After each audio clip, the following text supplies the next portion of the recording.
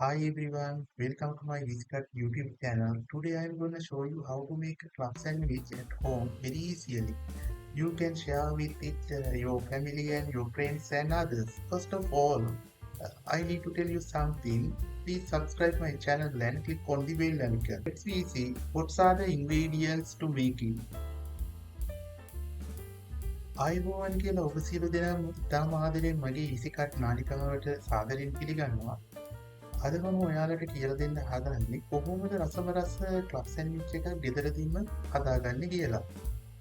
පළමුවෙන් මම ඔයාලට කියන්න කැමති මගේ ඉස්කට් YouTube නාලිකාව සබ්ස්ක්‍රයිබ් කරලා බෙල් අයිකන් එකත් ක්ලික් කරන්න කියලා. එතකොට ඔයාලට බලා ගන්න පුළුවන් මම අප්ලෝඩ් කරන වීඩියෝස්.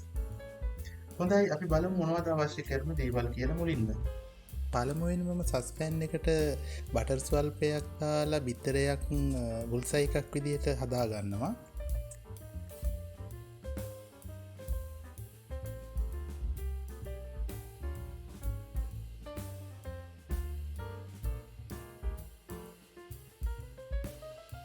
මම ඒට ලුණු ස්වල්පයක් සහ ගමීස්කුළු ස්වල්පයක් ඇට් කරගන්නවා.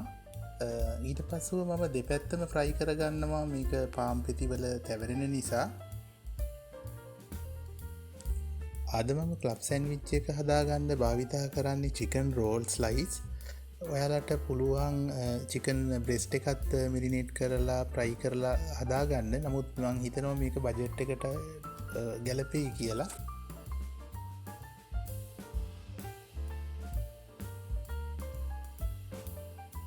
මම පාම් පෙතිත් රත් කරගන්නවා දෙපැත්තම.